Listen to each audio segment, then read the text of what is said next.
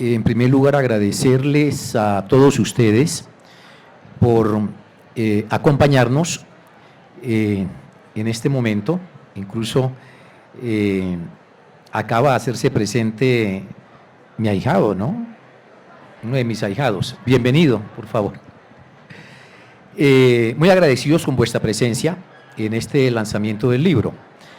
Quisiéramos en esta oportunidad no hacer lo que hicimos en la Feria del Libro de Cali, José María, sino más bien establecer un diálogo con José María sobre la base de algunas preguntas que yo le quiero hacer a José María, que entre otras cosas fue mi profesor en el pregrado, sobre este libro. La primera pregunta que le tengo que hacer a José María es la siguiente. Les cuento primero que el año pasado José María me visitó en la Universidad del Valle. Yo era en ese momento el secretario general de la universidad y se apareció con la iniciativa de que se publicase este libro por parte del programa editorial. Había habido dificultades porque otras editoriales publicaran este tipo de trabajos, pero José María venía con una lucha muy fuerte de años atrás para que este texto fuese publicado. Y en buena medida, si el libro hoy ve la luz, es porque detrás de él hubo un conjunto de personas que se propusieron la aventura de que este libro fuese publicado y viese la luz. Porque como luego veremos, el libro es la publicación, es el producto de una larga investigación de Claude Metcalfe, libro que fue publicado en el año 1980 en alemán. Entonces la primera pregunta que le tengo a José María es, mi querido José María, ¿quién es Claude Metcalfe, el autor del marxismo en Colombia, sobre la relación entre la teoría de la revolución y el movimiento social, que como nos dice nuestro presentador, en este momento es el segundo libro más vendido del programa editorial en la feria? Adelante, José María. Muchas gracias, Luis Carlos. Muy agradable estar aquí en este evento tan importante para todos los que leemos y los que seguirán leyendo y actuando en nuestra realidad sociopolítica del país. Claude Metcalfe está por cumplir 90 años. Él en un momento me dijo que este libro iba a ser su libro póstumo, pues tiene una larga trayectoria de publicaciones sobre cuestiones teóricas de la sociología. Él es sociólogo de la Universidad de Berlín de 1958 y muchos trabajos de investigación que hizo en varios países de América Latina, en Chile, en Nicaragua, en Venezuela, en Bolivia, en Perú, en México. Y el último trabajo que él publicó hace unos 3 años fue un análisis sobre los gobiernos progresistas de América Latina, que entre otras cosas, pues es un libro publicado en México y no lo he visto aquí en las librerías. Es un trabajo muy importante porque de alguna manera guarda en el fondo una cercanía con el contenido y el enfoque que tiene este libro, que es el primer libro que él escribe sobre una sociedad latinoamericana. Claude llegó a finales de 1968 a la Universidad de Antioquia, invitado por Luis Concha, que era el sobrino del rector en esa época y que acababa de venir de estudiar en la Universidad de Berlín y había sido alumno de Klaus. Él Luis Escobar, un tipo de entronque familiar conservador como es para la gran mayoría de la gente antioqueña, y él recibió todo este impacto de lo que fue la revolución del 68, del movimiento estudiantil europeo, y vino con unas ideas renovadoras de cambio, y yo estaba recién ingresado como profesor a la Universidad de Antioquia, y me invitó a que conociera su profesor que estaba en Nueva York, y que él le había dicho que viniera a visitarlo a Medellín y conociera Medellín. Ahí conocí a Klaus.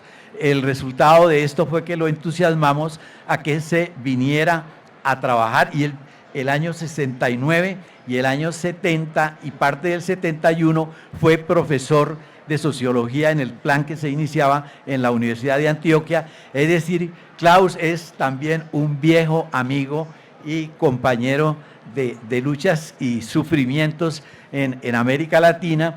En el 71 se fue a Chile, pues ante la expectativa de lo que significaba para la América Latina la unidad popular y el gobierno de Allende. Fue nombrado profesor en la Universidad de Concepción, donde había un grupo de intelectuales muy valioso, particularmente brasileros que acababan de salir exiliados porque había habido este golpe en Brasil, y la Universidad de Concepción los había recogido a estos intelectuales, y allí Klaus le tocó el golpe, y por consiguiente le tocó ir preso a la isla de Chiloé, de donde lo recuperó la socialdemocracia de la Baja Sajonia, y desde entonces, desde el año 74, hasta su jubilación hace unos 2 años o 3, fue profesor de la Universidad de Hannover. Estando en Hannover, él escribió este libro, y lo pudo escribir porque durante los 2 años y medio que estuvo en Medellín, que fueron años de mucho entusiasmo y de mucho trabajo, él logró recopilar una impresionante bibliografía sobre lo divino y lo humano, y en ese momento se escribía muchísimo sobre Colombia, sobre la situación de Colombia. Nacía una nueva intelectualidad muy productiva, muchas revistas, y Klaus, antes de irse para Chile, envió eso para Alemania, y pues se encontró con que tenía el material suficiente para hacer este trabajo, que lleva el título, como ya lo dijo Luis Carlos, la teoría, el marxismo en Colombia, la teoría de la revolución, sobre la teoría de la revolución y el movimiento social. Ese solo título ya tiene el significado de una manera distinta a interpretar el marxismo, de la manera que todos nosotros lo recibimos en nuestra juventud, en nuestra época, como que se denominó marxismo-leninismo, y era el marxismo soviético. En esa versión que inspiró todas las organizaciones políticas de los años 70 que actuaron en la realidad del país, y que constituyen el tercer capítulo del libro, que no se ha escrito nada sobre eso, pero ya hace 50 años, es decir, en 1980, en Caliente, ha habido por Klaus una reflexión muy valiosa sobre qué fue lo que pasó y por qué fracasaban las organizaciones marxistas, y además la mayoría vinculadas a la lucha armada, y tenía mucho que ver justamente con esa manera de concebir el marxismo, y este libro tiene el gran mérito de hacernos ver que el marxismo es una teoría social que se construye íntimamente ligada al movimiento social, siguiendo la inspiración básica de Marx, de su concepto filosófico de la praxis, que la praxis es el concepto de la coherencia entre teoría y práctica.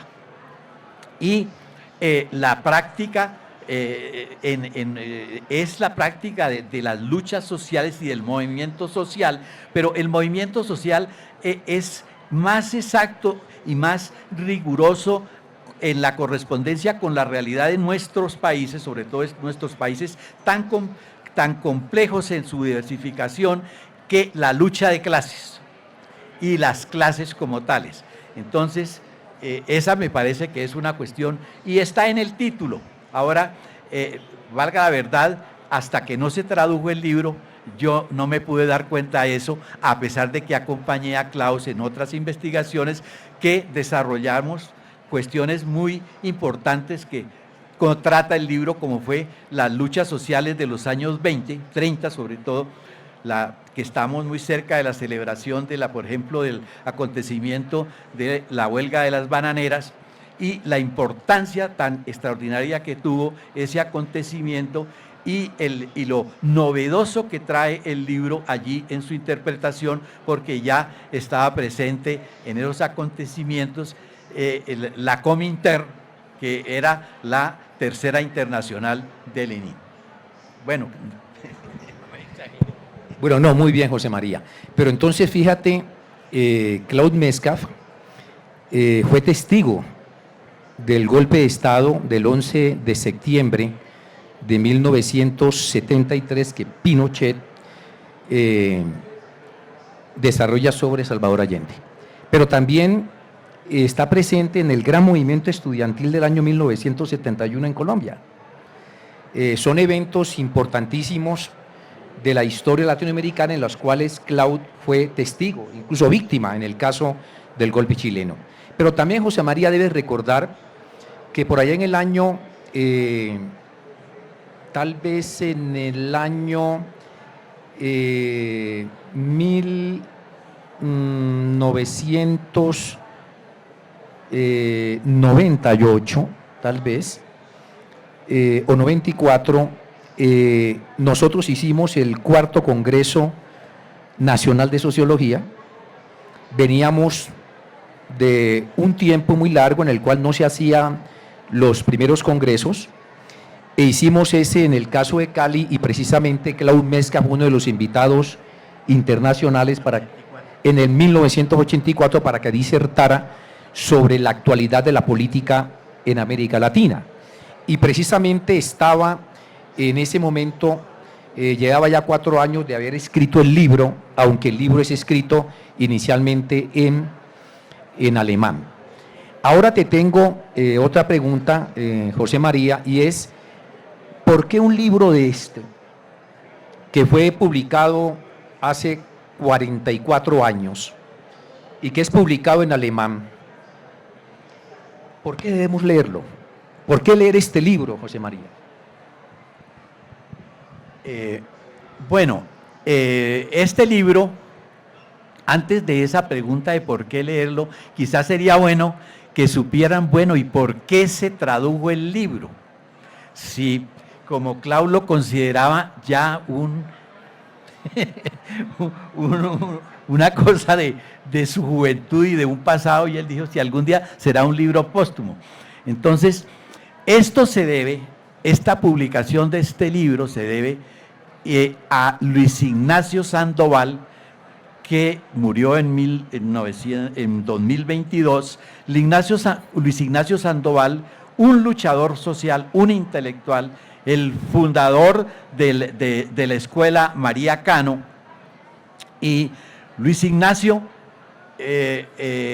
sin saber alemán, pero sabiendo mucho más de la realidad del país, y por algunas referencias que encontró en otros libros donde se citaba este libro de Klaus, él encontró 6 piros. Dijo, este libro hay que publicarlo en Colombia, y claro, pues recurrió a personas que conocíamos a Klaus para iniciar la cuestión, y por eso me contactó, y bueno, y contactó a los otros personas que figuran aquí en la presentación, en el prólogo, etcétera, del libro, y se debe realmente a Luis Ignacio Sandoval que este libro haya sido traducido.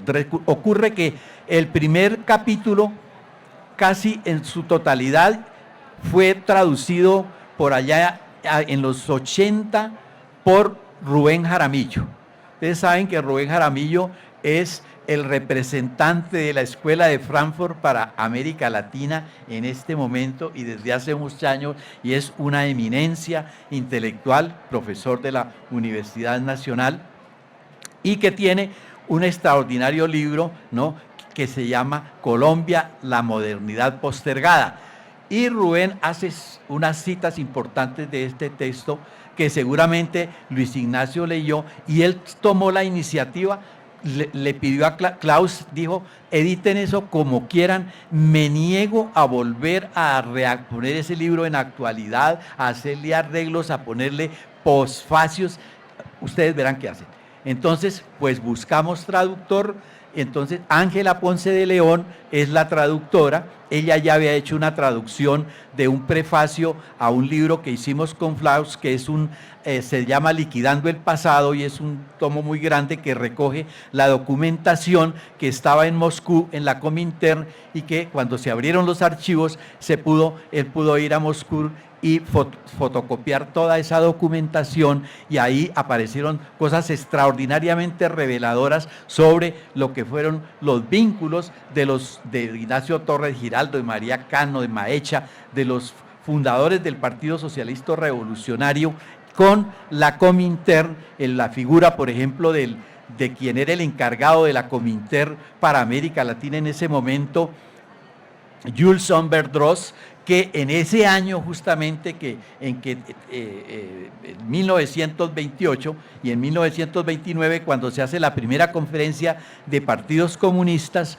en América Latina, documento que nadie conocía porque solamente es una edición, pero que Klaus lo encontró y por consiguiente en este libro lo incorporó y permitió ver un espectro muy distinto de esos acontecimientos, y que luego con esos otros documentos nos va a revelar lo que fueron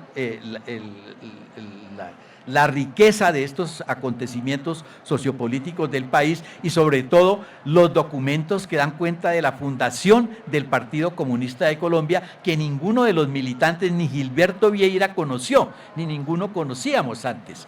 Entonces esos documentos están ahí y están publicados. Está en mora de hacerse un libro que vuelva sobre los acontecimientos, los estudios. Ya van a ser 100 años, yo trabajo un poco, que no sé si seré capaz de escribir algo, pero desafortunadamente nuestra intelectualidad no se ha ocupado de escribir eso.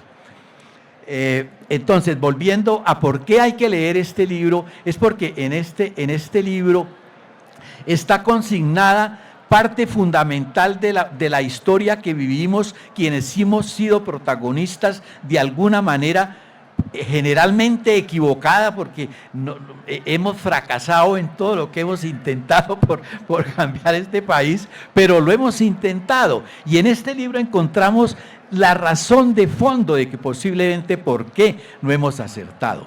No hemos sabido interpretar la dimensión creativa del marxismo, que la dimensión creativa del marxismo es la teoría que se funde con la práctica social del movimiento social. Hay un intelectual que ya está muerto, va a cumplir los 100 años de nacido, Orlando Falborda, otro eminente intelectual colombiano, fundador de la sociología en Colombia, profesor que fue de la Universidad Nacional, que hizo un trabajo extraordinario, fue con los campesinos, tanto en la costa como en la sabana de Bogotá, y él creó el método de la IAP, que es justamente el método en que una manera de resolver la unidad de la teoría y la práctica, es decir, de la praxis, es decir, del intelectual y del revolucionario. Y el revolucionario puede ser cualquiera, desafortunadamente el intelectual no puede ser mucho, y el intelectual se aísla muy fácilmente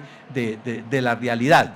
Y entonces, pues leer este libro es la posibilidad de poder encontrar también dónde están esas grandes equivocaciones. Y en el tercer capítulo, Klaus es implacable. implacable. Sus afinidades ideológicas fueron con Trotsky, porque él era muy amigo de Ernest Mandel, entonces él era por esos lados, pero su análisis crítico de lo que fue el trotskismo de nuestros años 70 y finales, de lo que fue el maoísmo y de lo que fue pues el estalinismo, que es nuestra política en el Partido Comunista. Yo fui militante de la JUCO y yo fui estalinista, por consiguiente. Este libro no es implacable en sus críticas teórica y muy revelador para entender cuestiones además que están en el momento actual y que son, bueno, estamos por primera vez, la izquierda tiene un presidente. ¿Y qué hacemos? ¿Qué hacemos? Bueno, José María, entrando un poco más en la temática, quiero hacerte la siguiente pregunta. Klaus Metzger en este libro plantea un conjunto de hipótesis que son muy fuertes. Una de ellas plantea que en Colombia no hubo marxismo hasta antes de la Revolución de octubre de 1917. Y que aquí sí podemos hablar algo de marxismo es después de esa revolución. Pero que el marxismo en Colombia ha sido profundamente impregnado por las interpretaciones leninistas, maoístas, trotskistas, y que poco se había leído a Marx directamente. Incluso en su interpretación, los grandes dirigentes del incipiente movimiento obrero de los años 1920, Maecha, la misma María Cano, ¿no? Ignacio Torres Giraldo, estos eran unos personajes que habían adelantado la acción social y la organización de alguna forma proletaria, porque estaban fundamentalmente imbuidos por todo el impacto que había tenido a nivel mundial la Revolución de Octubre, pero que tenían una interpretación completamente equivocada, dice Klaus, del momento histórico por el cual estaba pasando Colombia en ese momento. Se estaba en la huelga de las bananeras de 1928 y estos dirigentes pensaban que estábamos frente a una situación insurreccional, que fácilmente se produciría la revolución tal como se ha producido la Revolución de Octubre, pero que estos dirigentes, los principales, los primeros, los pioneros marxistas que intentaron la organización del proletariado, no habían leído realmente a Marx. Y una persona como Maecha tenía fundamentalmente una orientación de carácter cristiana, incluso llega a decir que estos primeros marxistas, entre comillas, eran de orientación cristiana. Y entonces nos plantea Klaus que estos primeros marxistas tienen una interpretación bastante errada de la situación política por la cual estaba pasando Colombia en el momento en el cual, sin existir una base obrera fuerte, ya teníamos un partido socialista obrero, un partido obrero, prácticamente un partido obrero sin tener obreros, como una clase social fuerte. Entonces, ¿tú qué opinas, José María, de esa hipótesis tan fuerte que nos plantea Klaus en este libro? Luis Carlos, yo modificaría un poco el sentido de la hipótesis. ¿Por qué? Porque el análisis de Klaus se centra fundamentalmente en que, si bien estos líderes que eran realmente unos conductores articulados a la realidad social del momento y donde participaba en el PSR, el Partido Socialista Revolucionario, y luego en el Partido Comunista, fundamentalmente los cuadros obreros de la naciente clase obrera, sin embargo, pues no tenían esa formación conceptual, teórica, filosófica del marxismo, pero su práctica social en el movimiento social era marxista, y que En realidad lo que ocurrió es que cuando demandan y piden, digamos, la ayuda y la asesoría teórica por vía la internacional, y ahí viene la figura tan importante de Jules Hombards para decirles qué es lo que debería o cómo organizar ese partido, reorganizar ese partido de acuerdo a la teoría para poder entonces tener esa fortaleza. También fue una cosa equivocada. ¿Por qué?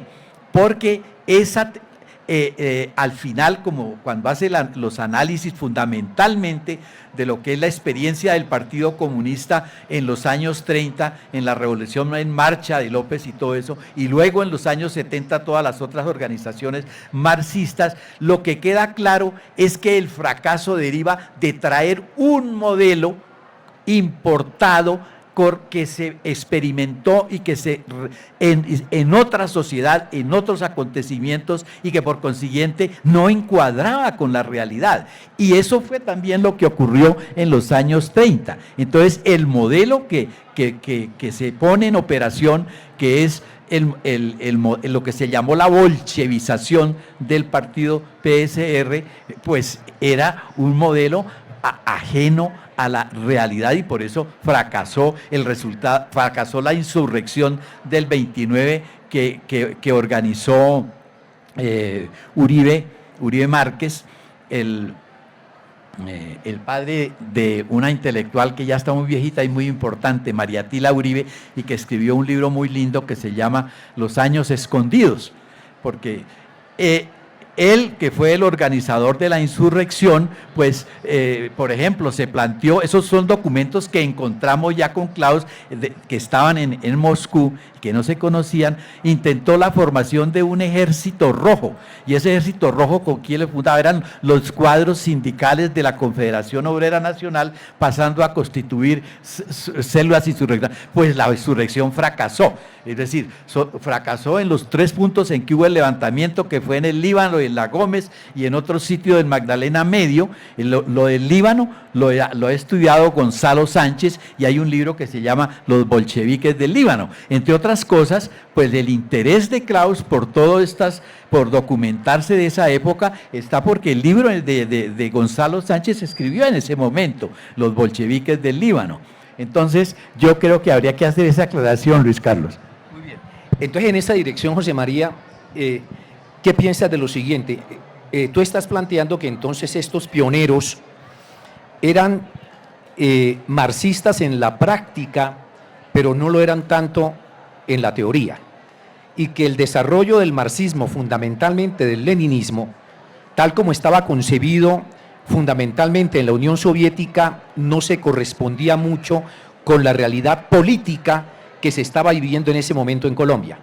Pero no podemos olvidar, José María, que en ese momento hubo un gran teórico marxista latinoamericano que fue José Carlos Mariátegui. Mariátegui escribió para ese momento los 7 ensayos de la realidad peruana, lo cual constituye una variante del marxismo en su carácter latinoamericano, porque él acepta que no hay una base proletaria en los países de América Latina para poder sustentar la revolución, porque éramos países fundamentalmente campesinos, rurales, con excepción tal vez de Argentina, donde había una base proletaria relativamente fuerte en comparación con países como nosotros, como Ecuador, como Perú o como Colombia.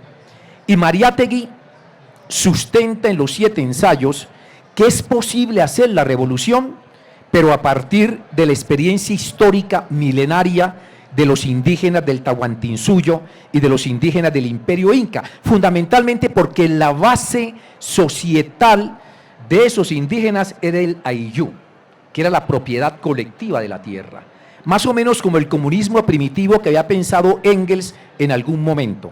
Entonces, te quiero preguntar, en relación con ese momento, ¿tú realmente sí piensas que entonces autores como Mariátegui se diferencian en una contribución sustantiva al marxismo en América Latina de lo que estaban haciendo nuestros pioneros marxistas en la práctica, pero no tanto en la teoría? sin lugar a dudas, y aunque tengo entendido que Mariátegui fue uno de los fundadores del Partido Comunista Peruano, ¿no? Y en ese momento todos los partidos comunistas o los partidos sí que se forman en América Latina y se denominan comunistas porque es que en Rusia Lenin construye el partido el bolchevique que toma la revolución era el Partido Socialdemócrata Ruso y se llamaba Socialdemócrata y él le cambia la identidad como Partido Comunista y funda los partidos comunistas para separarse de la socialdemocracia y tener un marxismo distinto que va a ser el marxismo-leninismo, ¿no? Entonces, los partidos comunistas que se fundan en todo el mundo, incluido en la misma Europa y luego aquí en América Latina, siguen pues el modelo leninista. Los estudios que hace sobre la realidad peruana, los 7 ensayos de interpretación de la realidad peruana de Mariátegui, tienen la virtud justamente de ser interpretación de la realidad peruana por parte de un estudioso que había leído a Marx. Es decir, él había leído obras como El Capital de Marx y parte de la obra pues que en ese momento era conocida en español y publicada en español. Es decir, teóricamente era un marxista, pero pensó la realidad con categorías que podían explicarla. No podíamos explicar la realidad de la población inca, de la población haya y del mestizaje y del campesinado peruano con la categoría, por ejemplo, de las clases de burguesía y proletariado. Esto no era posible. Entonces, esa es la originalidad. Y es en ese sentido que Clau llama la atención sobre por qué pues hubo, como digamos, una desconexión entre el intento de teorizar una práctica social revolucionaria que era revolucionaria. ¿Quién puede desconocer que Maesha no fue un revolucionario, que María Cana no fue un revolucionario, que Ignacio Torres no fue un revolucionario, ¿no? De gran calidad?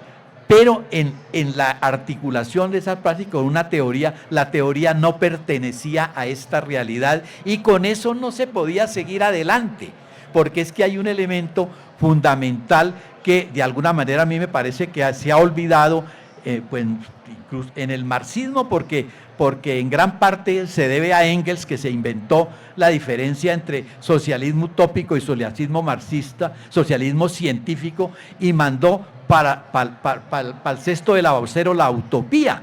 Pero es que la utopía así es consustancial a la posibilidad de transformar el mundo. Si no tenemos utopía, no podemos pretender transformar el mundo. Entonces, por eso vuelvo a mencionar a Orlando Falsborda, y es que mientras que nosotros en Medellín y con Estanislao Zuleta a la cabeza estábamos leyendo El Capital en los círculos del Capital para entender el marxismo y poder actuar coherentemente con la realidad, Orlando estaba en la Asociación de Usuarios Campesinos, en el SINU, con los campesinos, recuperando la historia de las luchas sociales de los campesinos, y entonces aparece Vicente Adamo, un anarquista español que en los años 20 fundó unos sindicatos en lo que hoy son las tierras del expresidente Uribe, ¿no? Que era una hacienda de unos franceses, la compañía del Sinú, de la Charme, y allí se descubre que además de esa figura como Adamo, estaba todavía viva la mujer que lo había acompañado en esas luchas y que ya tenía 80 años, Juana Julia Guzmán, que se incorpora a la lucha de los usuarios a los 80 años, recuperan la figura histórica del Boche, un tipo que había matado a machetazos al jefe de la hacienda porque en 1908, porque en 1908 todavía los Lacharme tenían me olvidé la palabra, una forma de retener a los descendientes de la población negra, descendiente de los esclavos, seguirlos teniendo amarrados a la hacienda. bueno, se me olvidó la palabra, me borró. Y, y hubo un enfrentamiento y la Charme le disparó con su revólver, falló el tiro, pero este negro que manejaba el machete, pues mató al señor La Charme, que siempre fue considerado un asesino, un tipo que cometió un crimen, y que además se conoció y se denominó el boche. ¿Por qué el boche? El boche es la palabra con que los franceses denominan despectivamente a los alemanes desde la época de Bismarck, cuando los alemanes se metieron a París y dominaron, y ahí fue el odio ese antiquísimo entre franceses y alemanes. Y los franceses, la manera despreciativa de nombrar a su enemigo alemán es decirle el boche.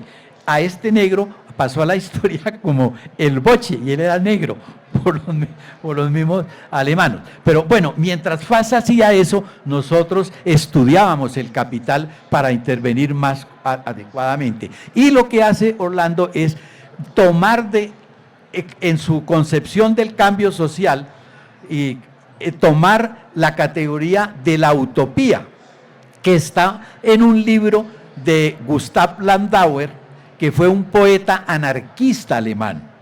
Usted sabe también que el anarquismo y el populismo ha sido estigmatizado desde los tiempos del mismo Marx. Entonces, estos llamados a no dejarnos estigmatizar por los que en los siglos anteriores estigmatizaron es como una obligación. No podemos entender la realidad si nosotros no somos críticos también hacia atrás.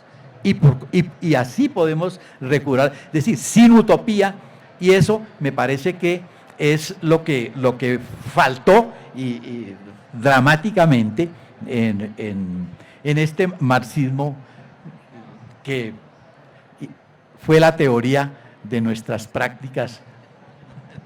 José María, mira, es que nos queda, todavía tenemos 15 minutos, pero yo te tengo 3 preguntas más que me parece que son importantes. Entonces, te las voy a hacer, a ver si en esos 15 minutos podemos cubrirlo y luego algún tipo de pregunta de parte del público. Creo que Klaus es tremendamente crítico con el marxismo que surge después de la Revolución Cubana. Uno podría decir que los marxistas del momento, a mi modo de ver, esto es una interpretación mía, hicieron una interpretación dramática de la Revolución Cubana.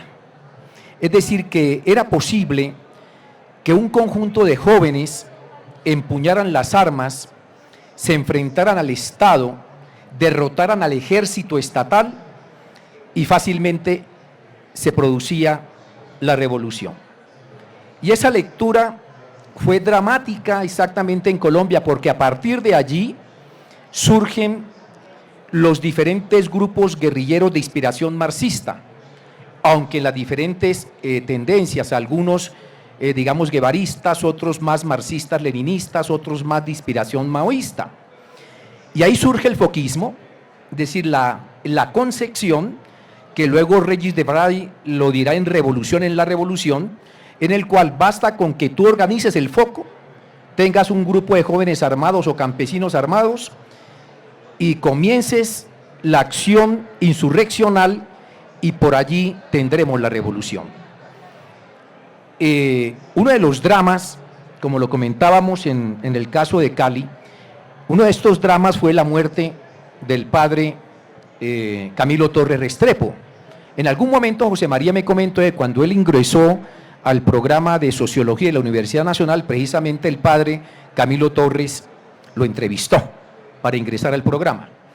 Y el padre Camilo, como todos sabemos, se integra al ELN más o menos un 15 de diciembre de 1965 y muere fatalmente el 15 de febrero de 1966 en San Vicente de Chucurí, en Santander, en ese enfrentamiento que tuvo en primer lugar con la tropa. Al intentar quitarle el fusil, pues muere allí Camilo Torres.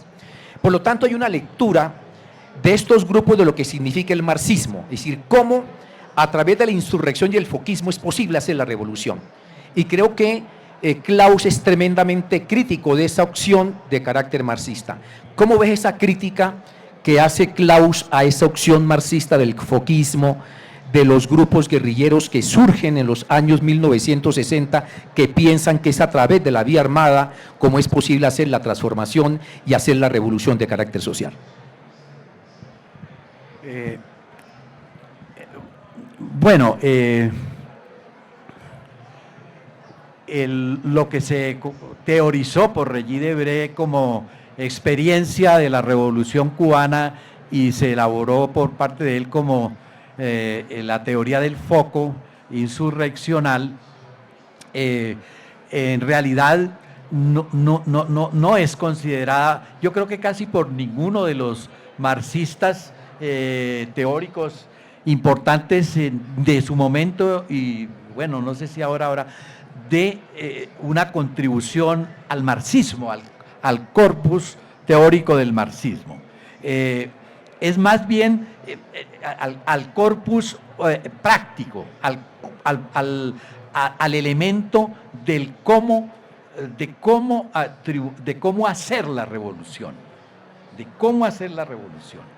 Es decir, y se sitúa en ese punto de intersección entre la teoría de la revolución y el movimiento social.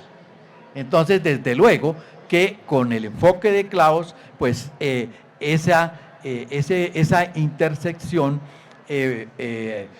permite, desde luego, ver y establecer que la mayor parte de los proyectos armados de su momento, si se exceptúa, digamos, lo que es las FARC, que viene del movimiento campesino y de la violencia de los años anteriores y que tiene un arraigo y una trayectoria, se diferencia de estos otros movimientos que surgen, por un lado, los del EPL con la experiencia de la Revolución China y el ELN con la experiencia de la Revolución Cubana, no son una articulación entre teoría y movimiento social propiamente dicho. Ahí no hay. Entonces, veamos que la radicalidad es total. Es decir, eso no es marxismo, si se quiere. Muy bien, José María. Ahora otra pregunta, a ver si de pronto nos alcance el tiempo para otra que detengo. Por supuesto, yo he leído el libro en toda su extensión. Y me surge un interrogante muy grande, José María, y es el siguiente. A través del libro uno puede leer las diferentes contribuciones, más o menos teóricamente, prácticamente, de las diferentes corrientes de pensamiento marxista en Colombia. Y por el libro pues pasa María Cano, Torres Giraldo, Raúl Maecha, incluso hasta Estanislao Zuleta en su concepción del marxismo de carácter académico, Mario Arrubla con contribuciones sustanciales al marxismo, ahí sí, a América Latina, sobre todo la interpretación de la teoría de la dependencia. Pero, José María, encontré una gran ausencia en este libro, y es que si uno indaga en pensadores, yo digo, pioneros de la interpretación marxista, pero desde el campo negro, y hago referencia a dos personajes que fueron en principio de inspiración comunista y luego transitaron hacia el liberalismo, pero que habían comenzado a leer a Marx. Hago referencia a Diego Luis Córdoba. Diego Luis Córdoba fue uno de los principales dirigentes negros liberales de la costa pacífica, pero Diego Luis Córdoba leyó a Marx, y en algunas entrevistas que se le hacen a él, hacia el año más o menos 1944, 1945, yo quedé sorprendido porque en ese momento decía Diego Luis Córdoba, leyendo precisamente a Marx, de que no es la conciencia la que determina el ser, sino que es el ser el que determina la conciencia. Y este tipo de personaje de la comunidad negra llega a plantear tempranamente que para poder comprender la realidad de este país que estamos viviendo en los años 1940 y 1950, hay que hacer una articulación entre la teoría de las clases sociales y la raza. Y eso lo plantea tempranamente un personaje como Diego Luis Córdoba. Por otro lado, hay otro personaje como Natanael Díaz, que lee tempranamente el marxismo negro, lee tempranamente a los grandes autores que ya estaban descollando a nivel mundial en la vertiente del marxismo negro.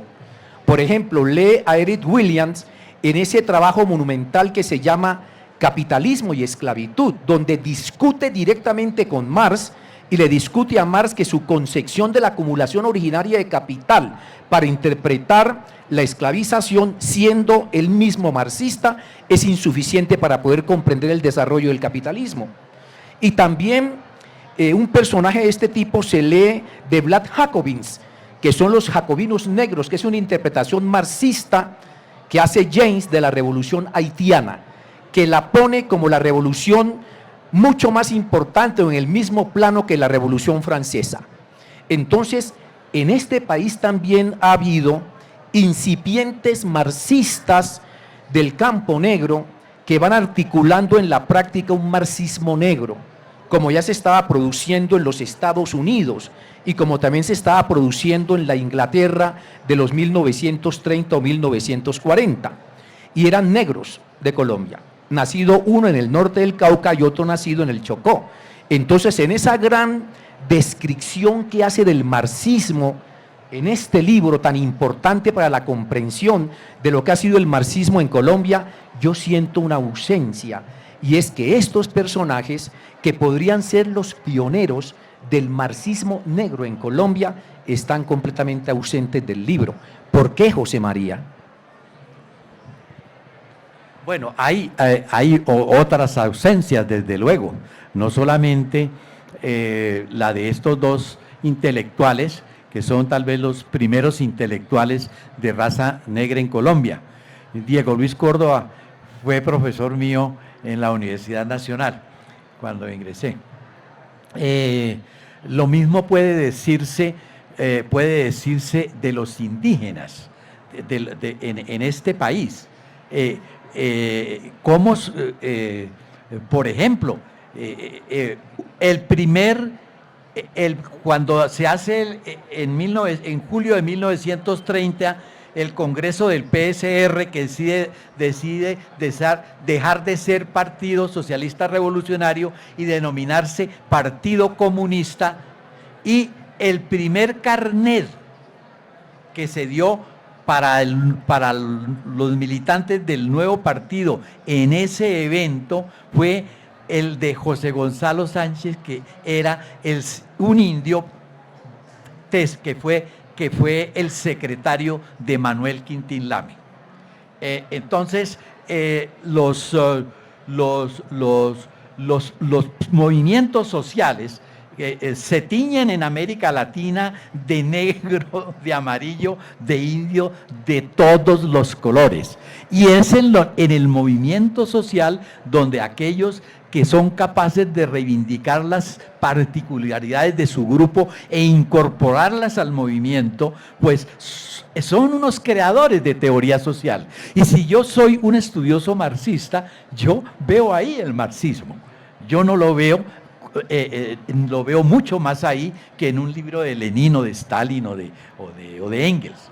Lo veo mucho más ahí. Gracias, José María. Se me quedó en el tintero pues una pregunta que era importante, pero que ya tenemos que pasar a preguntas del público.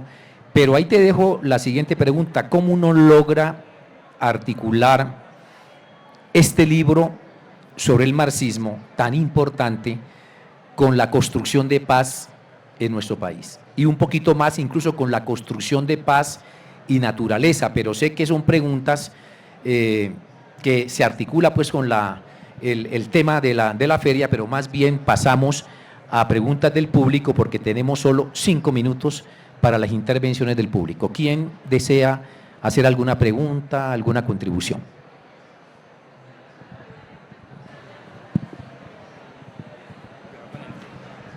Gracias. Bueno, parto por decir que yo no he leído el libro, entonces me dejan ustedes nos dejan muy con expectativa grande. La noticia del fallecimiento de Luis Sandoval me acabo de enterar, no me ha enterado y fuimos un poco cercanos, pero terrible.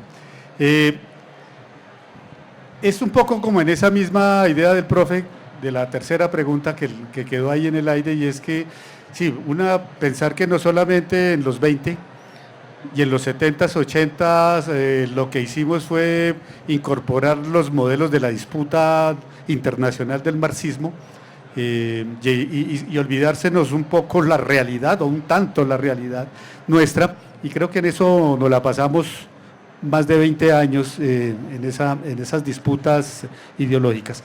Pero ese análisis del profe alcanza a tocar algo con la realidad, con lo que estamos viviendo en el momento, profe. Sin lugar a dudas. Es sintomático que nadie se atreve a proponer. Es decir, lo que caracteriza a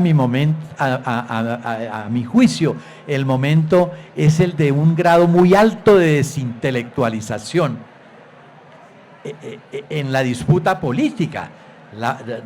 No hay ni siquiera un modelo que se discuta, ¿no? Que por consiguiente tiene que ver con el cómo vamos a construir, ¿no? Sino es el de la cotidianidad, el de la cosa secundaria, si lo que está haciendo es cierto o no es cierto, que no tiene ninguna, digamos, significación y trascendencia en términos del cambio social que necesita y que demanda la sociedad, y que digamos, estamos en este momento porque hace 2 años aquí hubo lo que se llama el estallido social. Estos jóvenes, yo estaba ya en una finca ya viejo, recluido, y francamente, bueno,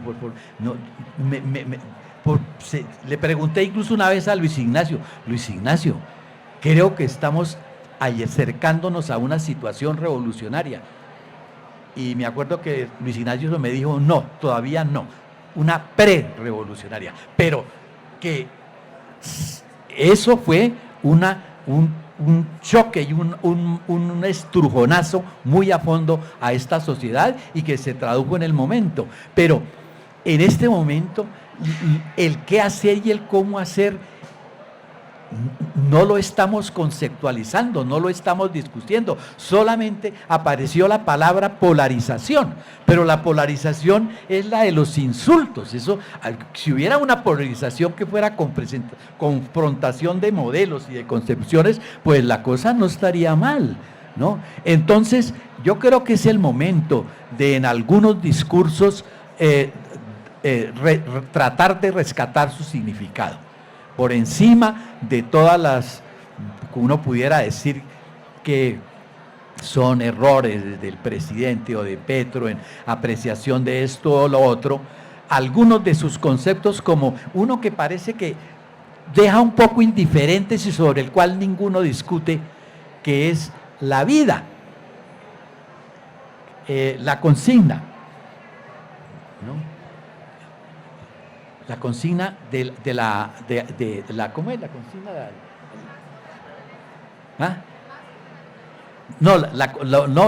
La Colombia, potencia de la vida, Colombia, potencia de la vida. Y eso pasa desapercibido. No, a mí me parece que esa sola consigna es fundamental. ¿Por qué? Porque esa sola palabra remite a un concepto que es fundamental en la escuela de Frankfurt del marxismo, que se llama el mundo de la vida. ¿Dónde vivimos los humanos? No vivimos en la naturaleza, desde luego, pero lo que realmente constituye nuestra realidad es el mundo de la vida. El mundo de la vida, y el mundo de la vida es el de todos los seres vivos. Entonces ahí se subordina todas las categorías del coambientalismo y todo eso al mundo de la vida, pero no se asume el reto teórico. Es por ahí. Pues yo creo que Pedro tal vez no pueda ir más allá, pero en esa acertó. Es un deber de los intelectuales y tratar de ir más allá. Muy bien. Ya, si hay alguna otra pregunta, porque creo que los otros ponentes no han llegado todavía, ¿sí? El profesor Murillo y... Aquí hay otra pregunta. Tenemos el cablecito corto, no sé si te puedes hacer. Aprovechemos que los tres siguientes ponentes no han llegado. Sí, qué pena. Iba solamente de paso a comprar un librito, pero me he detenido. Quiero hacer dos anécdotas. Una anécdota. Estaba yo leyendo sobre el antiintelectualismo, una corriente que se dio por allá en los gringos entre el año 1930 y 40, y le tienen horror a los intelectuales. Y entonces toda el apunte es medio político, es a no creerle a los intelectuales. Entonces, esa es una anécdota que le cuento. Pero lo otro que me interesa, mi estimado profesor, es ¿por qué no? Es que tengo una confusión entre la historia, nuestra historia, y ya el análisis intelectual de los conceptos de marxismo y todo. Porque me causa curiosidad José Martí, el cubano, y me causa curiosidad dentro del ámbito también político nuestro, la frase famosa de Uribe de que deberíamos beber de las fuentes del socialismo, lo cual significa que hay dos antecedentes históricos ahí. No sé en qué sentido, profesor, nos termine usted de aclarar todas las ideas, pero estamos de acuerdo, necesitamos más estructura.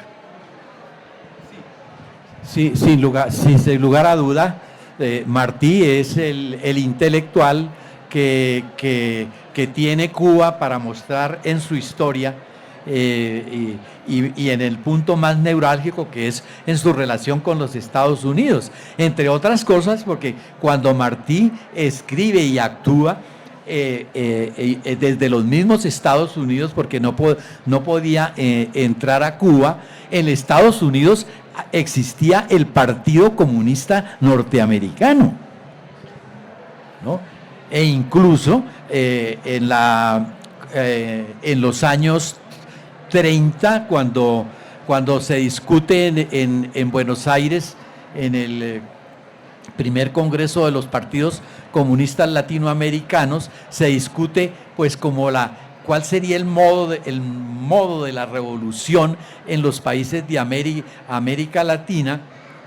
Se llega a plantear que la revolución en América Latina, en los países de América Latina, pasaba por una alianza entre el movimiento obrero norteamericano y los movimientos sociales, sobre todo fundamentalmente, que eran campesinos de la América del Sur. Se veía así. Entonces, pues todos los intelectuales que podemos encontrar en la historia, y Uribe, pues que viene de estas guerras terribles y además perdedor de la última guerra, y que fue gravísima, la que pierden en la guerra de los 1000 días. Entonces es cuando el Partido Liberal comienza a mirar a las ideas de Europa y cuáles estaban como en el escenario, el socialismo. Entonces las ideas socialistas fueron importante elemento del Partido Liberal, incluso llega hasta los años 30 con la Revolución en Marcha de Alfonso López Miquelsen. Muy bien, gracias José María. Le damos la bienvenida al señor rector de la universidad, el profesor Guillermo Murillo. Ya para terminar, quiero hacer un comentario de 1 minuto. También el libro reconoce que lo que él llama el marxismo académico, hay una contribución sustancial en el caso de Colombia. Y es una contribución que dan 2 intelectuales colombianos, Mario Arrula y Estanislao Zuleta.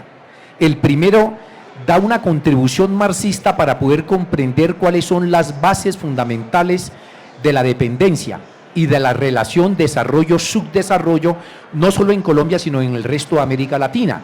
Y es una contribución que luego otros teóricos la tomarán, como Emmanuel Wallerstein para construir la teoría del sistema mundo capitalista.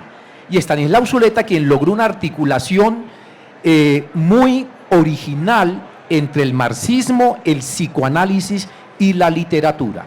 Y este autor, el profesor Claudio Muesca, reconoce en este caso la contribución de este marxismo académico al marxismo en su conjunto. José María, muchas gracias, y muchas gracias a todos ustedes por haber estado atentos a esta conversación.